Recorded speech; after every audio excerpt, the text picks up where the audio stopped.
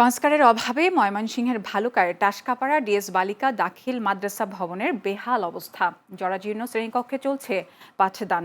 শিক্ষার পরিবেশ নষ্ট হওয়ায় কমছে শিক্ষার্থীর সংখ্যা। দরজা জানালাগুলো ভাঙা হওয়ায় সন্ধ্যার পরে মাদকের আখড়ায় পরিণত হয় মাদ্রাসাটি। দ্রুত সংস্কার করার দাবি শিক্ষার্থী, শিক্ষক ও অভিভাবকদের। প্রতিনিধি মোহাম্মদ মোজাম্মেল হকের পাঠানো তথ্যচিত্রে বিস্তারিত ডেস্ক রিপোর্টে।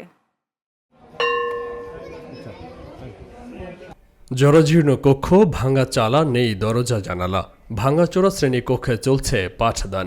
ময়মনসিংহের ভালুকার টাসকাপাড়া ডিএস বালিকা দাখিল মাদ্রাসার এমনই করুণ দশা।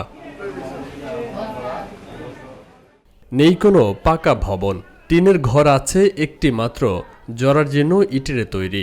দরজা জানালা না থাকায় সন্ধ্যার পর বসে মাদক সেবীদের আড্ডা।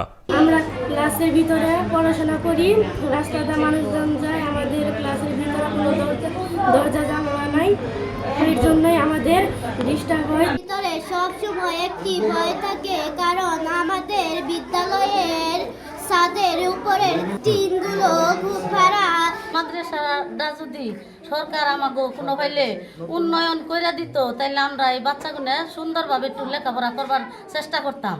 শিক্ষকদের অভিযোগ, শ্রেণীকক্ষের অভাবে ক্লাস নিতে সমস্যা হয় তাদের। তাছাড়া মাদ্রাসার উন্নয়নের জন্য বিভিন্ন সময় সহযোগিতা চেয়েও নিরাশ হয়েছেন ম্যানেজিং কমিটির সদস্যরা। বাউন্ডারি না থাকার কারণে আজকে নিরাপত্তা আমাদের অনিশ্চিত হয়ে দাঁড়িয়েছে। দরজা জানালা না থাকার কারণে বাইরের ছেলেমেয়েদের অমনোযোগী হয় এবং বাচ্চাদের অমনোযোগী হয়, যার জন্য আমরা সঠিক এবং সুন্দরভাবে শিক্ষা দান করতে ব্যাহত হই। রৌদ্রের দিনে রৌদ্রের তাপে কোনো সিলিং নাই, উপরে টিনের ভাঙ্গা, এই অবস্থায় মেয়েরা ক্লাসে থাকতে পারে না।